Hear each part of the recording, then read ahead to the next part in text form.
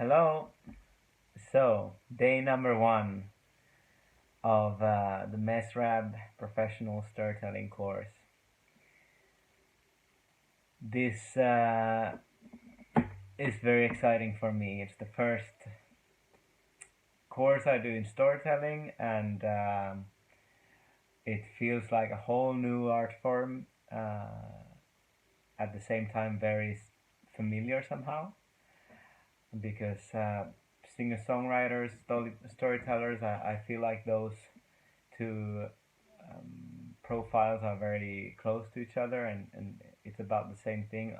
Storytelling exists in any art form you're doing.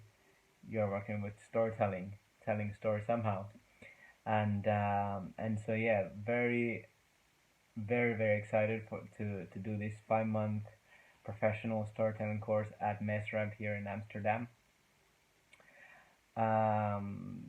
The school is founded by three people: Raphael, Sahand, and Farnoosh. And I'll put the link to the school and their courses, all what they do. They have also events and lots of nice stuff. It's an amazing community they have built around storytelling here in Amsterdam, and really truly recommend you to check it out. Today we had like it was the first lesson today of this course, which is 5 months, 3 days a week. And what I want to share with you from today, we started looking into, we got to know each other. We're a class of 13 people, so very small, very personalized. I feel lots of space for each one of us to express and explore, and that is really the beauty of yeah. I felt it strongly today that it's so nice to study with other people and hear perspectives and ideas and thoughts of my classmates, and I think it's gonna be a really rich and a beautiful journey to do with these people. Um, Today we looked into folk tales and folk stories, and the teachers told us this is a good place to start when exploring and getting more know-how and awareness around storytelling, because folk stories have been passed on orally from year to year, from throughout hundreds of years, and somehow in this process a very clear structure, a very strong narrative has been evolved, and it's a good source, a good place to go to when you want to learn about things as structure, and also it's like structure and technique, and it's easy, more easy at least, when to work more technically, to start developing more technical skills about storytelling when you're working with a story that is a bit further away from, that you can take a distance from.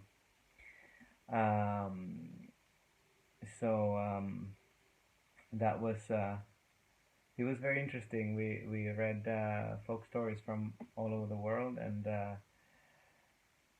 and sure, indeed, like in comparison to working with a personal story than to work with a folk story from Japan or Germany, it's certainly more easy to have some distance from it, and be able to work more technically. So very interesting stuff. And where we kind of left it is like, so when you read a story, try to find the backbone, the essence of the story. Um, try to find the key turns, the key events in the story that become like the identity of that story. You know, you can um, basically Sahan shared like he tries to always think like, can it to try to check like, is this something essential or not? Then you just try to take it out and tell the story, and if it doesn't work, then it's something essential. So you should be able to cut it down to just a few sentences, like a whole big story. Try to cut it down to, let's say, seven sentences, and if you can tell the whole story, what it's about just a few lines, then you have a good starting point. Then it's easy to remember the story, and also it allows for improvisation, customizing it with your imagination. Then all the adjectives, all the visual language, that stuff that you can go creative and let your imagination take over.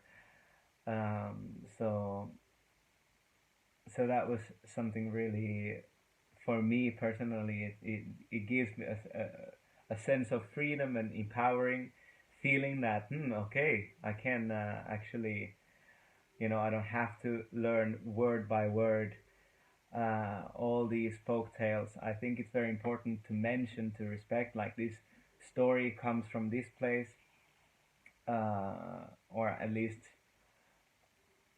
more or less this place, because you never know with oral traditions, they develop, they travel. We talked about that also today, and many people had beautiful points of views and perspectives on it. And yeah, so even if you read a written down version, that is the version of someone, and there is no exact or right version, because it's been passed on from century to century orally, and that always allows for mutation, for changing words, adding your own stuff. And